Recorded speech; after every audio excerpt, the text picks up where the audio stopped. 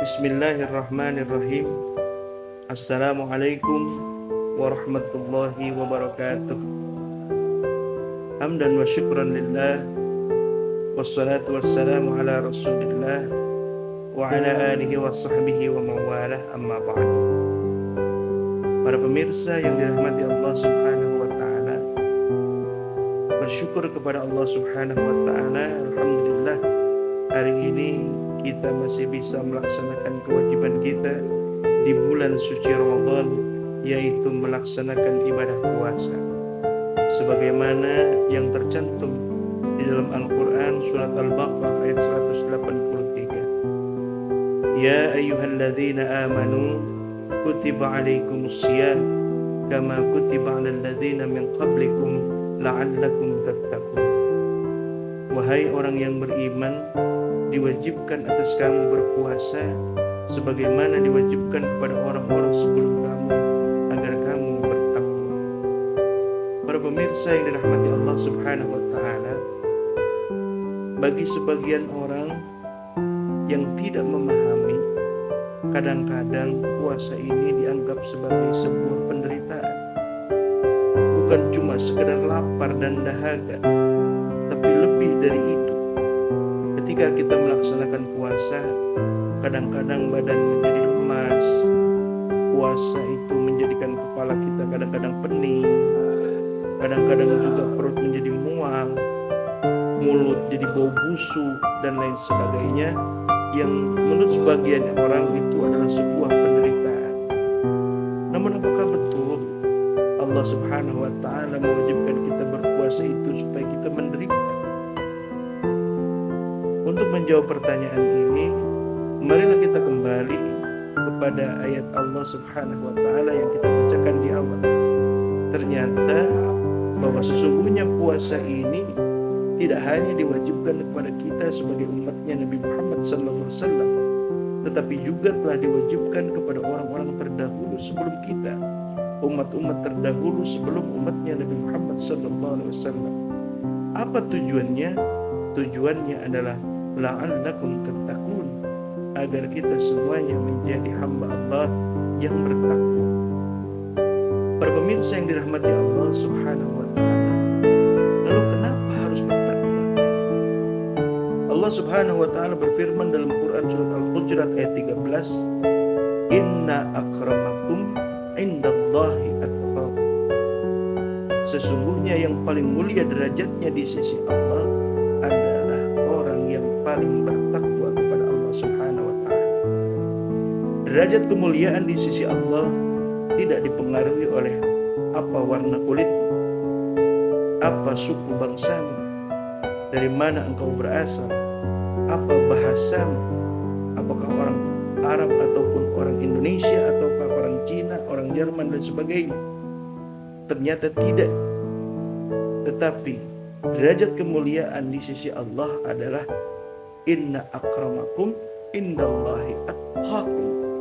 Yang paling mulia adalah yang paling bertakwa kepada Allah subhanahu wa ta'ala, yang paling taat kepada Allah subhanahu wa ta'ala. Para pemirsa yang dirahmati Allah, tentu dalam mengarungi kehidupan ini kita ingin menjadi orang yang bahagia. Bahagia bukan cuma di dunia, tetapi juga di alam akhirat.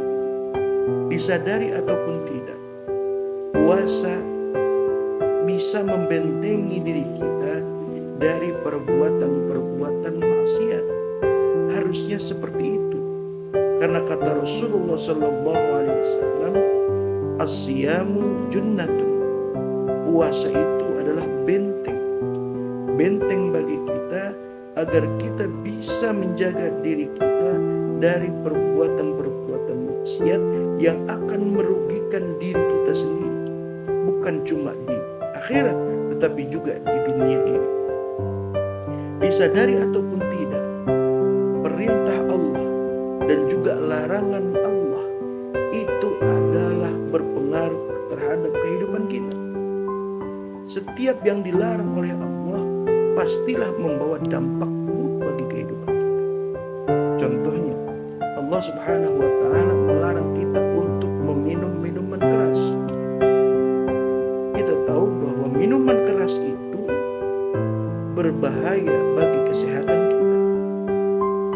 Kemudian juga Allah Subhanahu wa taala melarang kita untuk bergibah contohnya.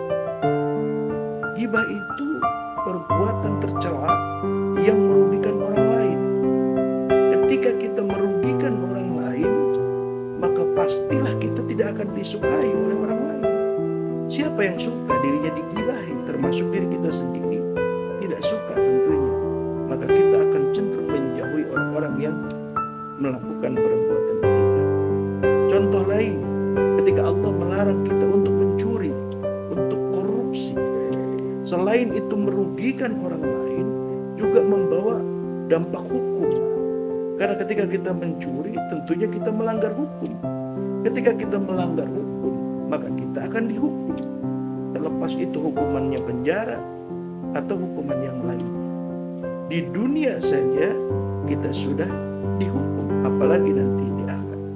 Artinya semua larangan-larangan itu pastilah membawa dampak buruk bagi kehidupan.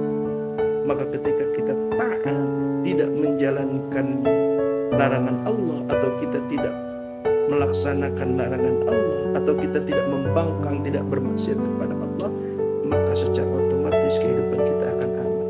Kehidupan kita akan bahagia, bukan cuma kehidupan dunia, tetapi juga kehidupan akhirat. Mudah-mudahan Ramadan tahun ini kita betul-betul bisa memanfaatkan dengan sebaik mungkin. Bulan Ramadan tahun ini betul-betul kita manfaatkan sebaik mungkin untuk meraih keridhaan Allah Subhanahu wa taala. Kita laksanakan apa yang diperintahkan Allah, kita jauhi semua yang dilarang oleh Allah Subhanahu wa taala, supaya Allah ridha terhadap kita, dan insya Allah kita akan mendapatkan kebahagiaan di dunia wal akhirah. Barangkali itu saja yang dapat saya sampaikan. Kurang lebihnya mohon maaf. Billahi taufiq wal hidayah. Wal afu minkum. Wassalamualaikum warahmatullahi wabarakatuh.